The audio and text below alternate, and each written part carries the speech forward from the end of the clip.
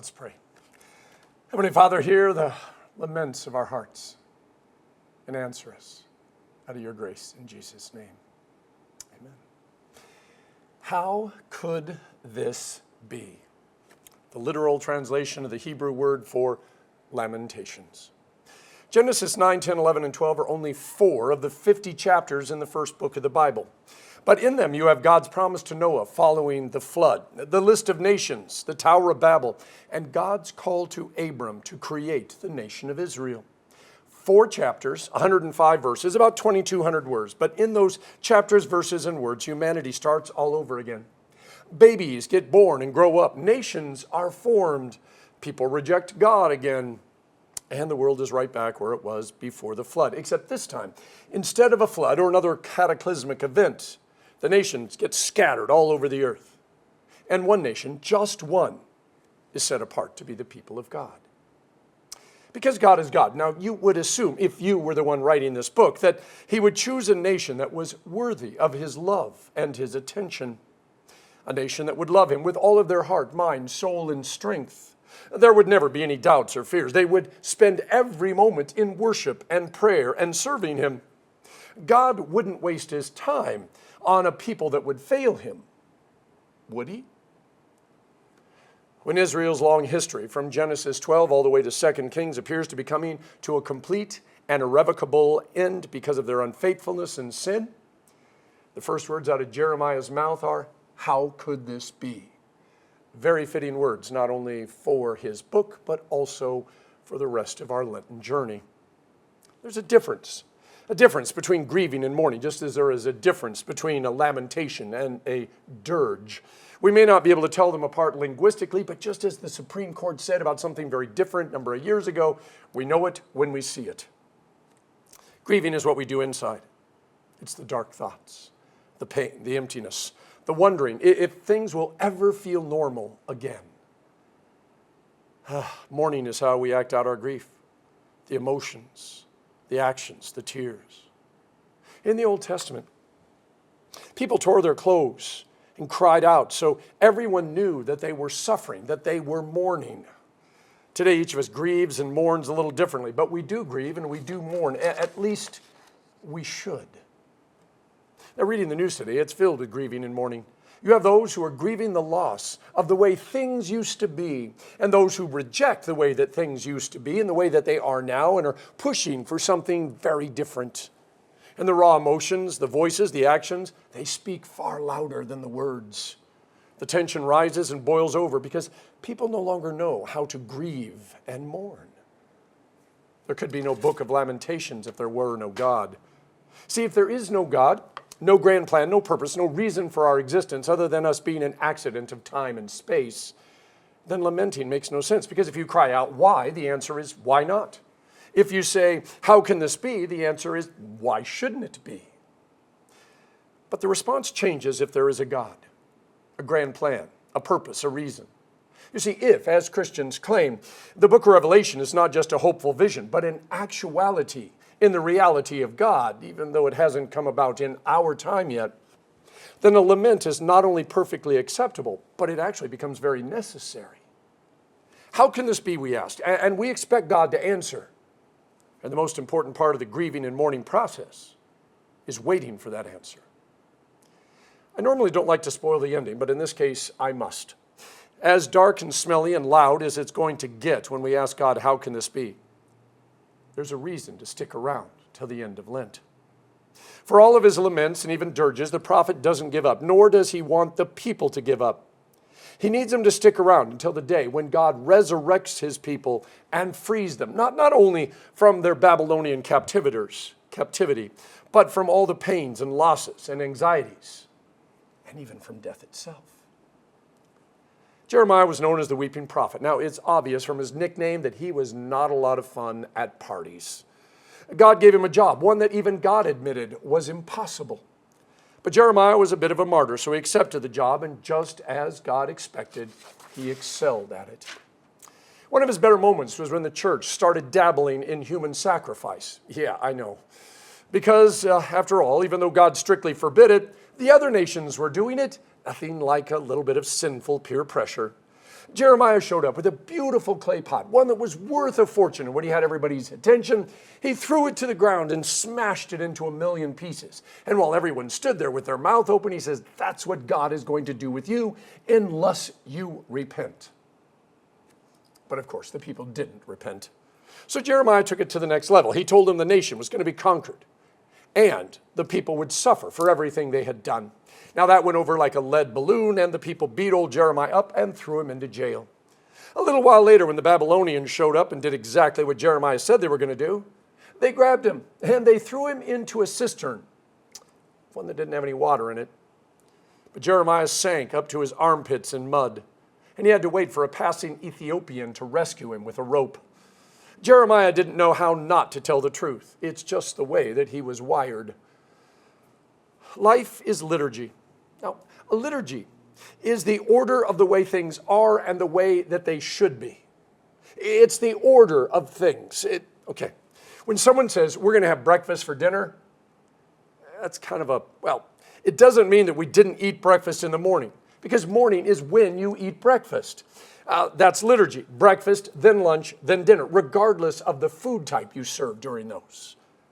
There are people who treat life like the advice my third grade teacher gave us. I before E, except after C, and then she listed dozens of other exceptions, which kind of disproved it and proved that the English language is all but impossible. Our God is not an I before E except kind of God. Our God is a God of order, not chaos. The sons of Korah were priests at the time of King David.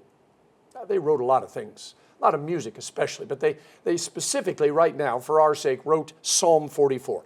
I want you to listen. Listen for the irony in these verses. The sons start off, in God we make our boast all day long, and we will praise his name forever. Boy, doesn't that sound great. Then they transition to, but you have made us a reproach to our neighbors, the scorn and derision of those around us. You have made us a byword among the nations. The people shake their heads at us. My disgrace is before me all day long, and my face is covered with shame at the taunts of those who reproach and revile me because of the enemy who is bent on revenge. Okay, we praise God, but we're suffering. This is a lament. Then comes the funny part. Now, all this happened to us, even though we had not forgotten you or been false to your covenant. Because if we had forgotten the name of our God or spread out our hands to a foreign God, would not God have discovered it, since he knows the secrets of our hearts? The irony comes, when they boast about how holy and perfect they are.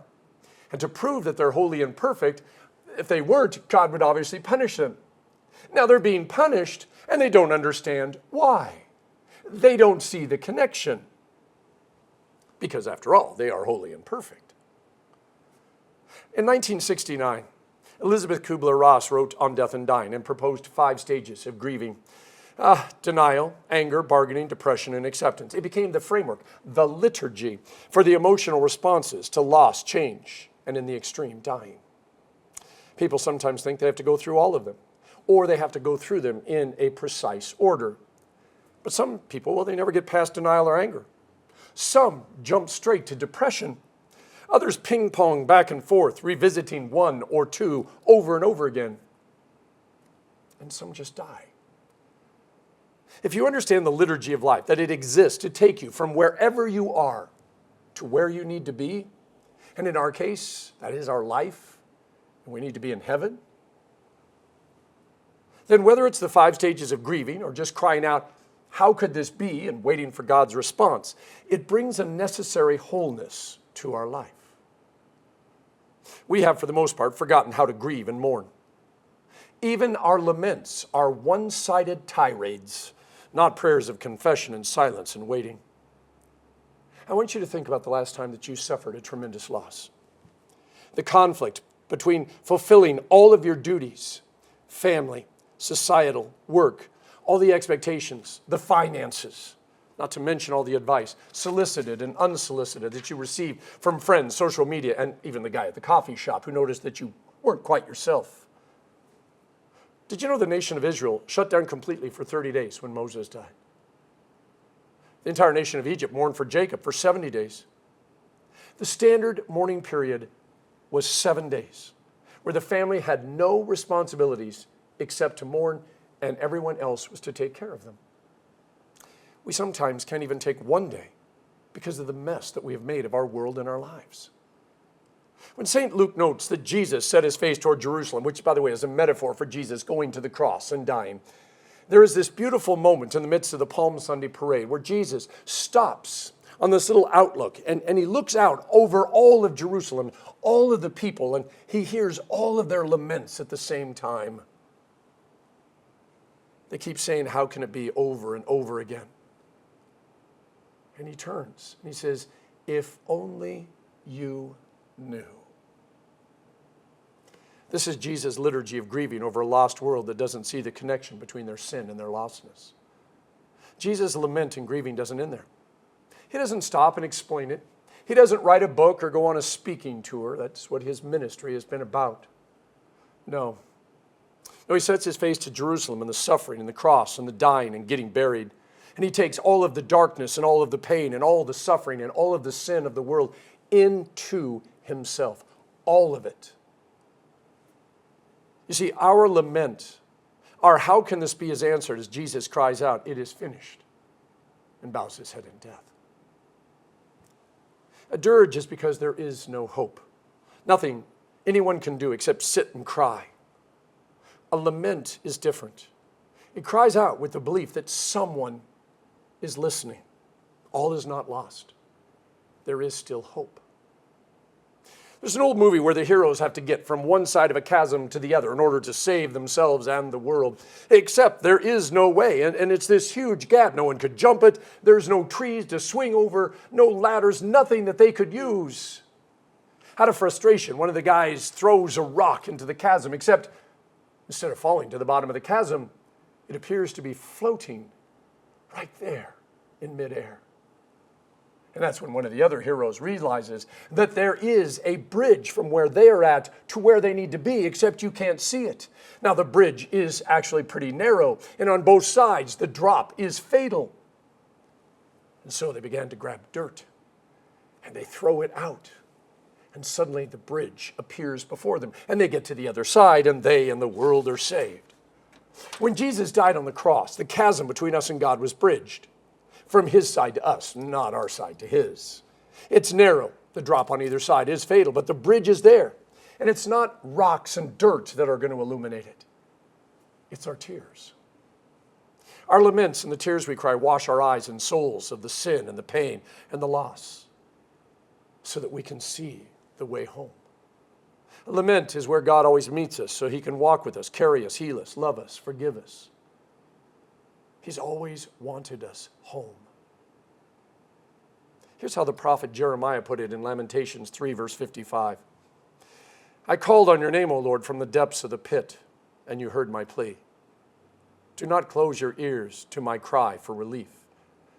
You came near when I called you, and you said, do not fear.